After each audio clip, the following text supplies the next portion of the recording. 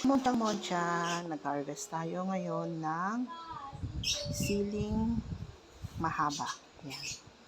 Yan guys. May tanim kasi si mother sa kanyang garden ng mga sili. So, naisip nating mamitas kasi gagawin nating salad. Yung ibababat lang natin ito siya sa suka. So, heto na guys, yung ating sili na napitas. So, ibababad natin siya dito sa Tupperware guys. May ilagyan ko na to ng bawang, sibuyas, saka paminta. Ito yung Alocanong suka.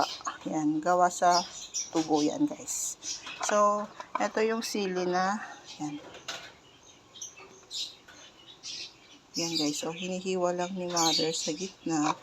Hinihiwa lang ito sa gitna, yan. Tapos, natanggal yung buto niya. So, ito, pagkatapos nito, yan, lagay sa atin yan, guys. Yan, ayusin lang natin dito. So, may ganito, yan. Yan, ito yan, guys. Punuin natin to, tsaka natin pupunuin ng suka hanggang dito, yan. Marami to, guys.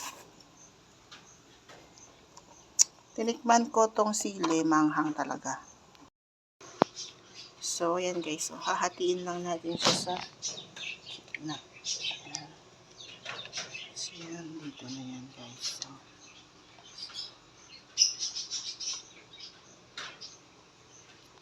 So, ito na siya guys. So, tingnan natin yan.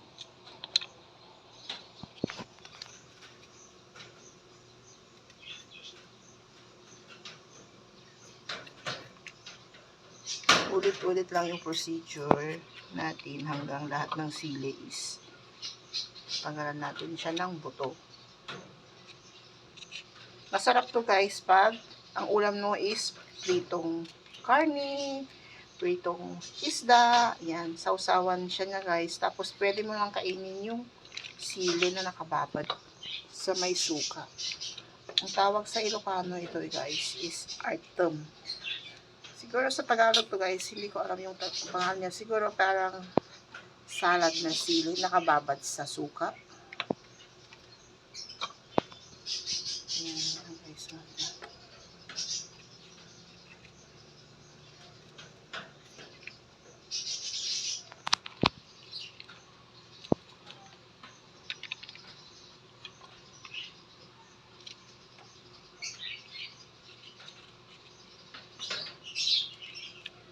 Yan siya guys. So,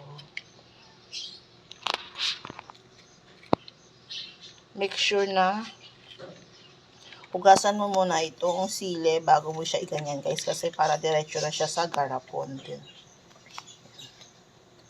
Tapos huwag mo kakalimutan maghugas ng kamay pagkatapos hawak ng sili kasi maanghang siya guys. For sure maanghang yan. Kasi kinagat ko siya kanina. Talaga siyang maanghang siya guys. Wow, ang laki. Sarap ito guys. Yan. So guys, ayan, napuno na natin itong garapon. So, lalagyan na ni mother mamaya na ito ng suka. Let's go guys.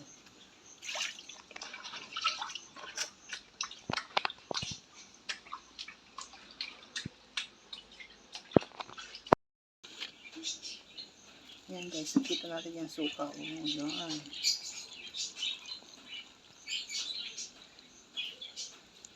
Yan, diba guys? Kita nyo ito guys. Yan, sarap yan guys. Ilang oras yan para pwede nang kainin mama? Pwede naman kainin. Pwede na daw ngayon, pero mas maganda after siguro half day, pwede na yan guys. Pero pwede na rin na ngayon kung kumakain talaga tayo ng sili na maanghang guys. Saka mga hilig yan sa mga prito, kilawin. Let's go guys. Thank you for watching.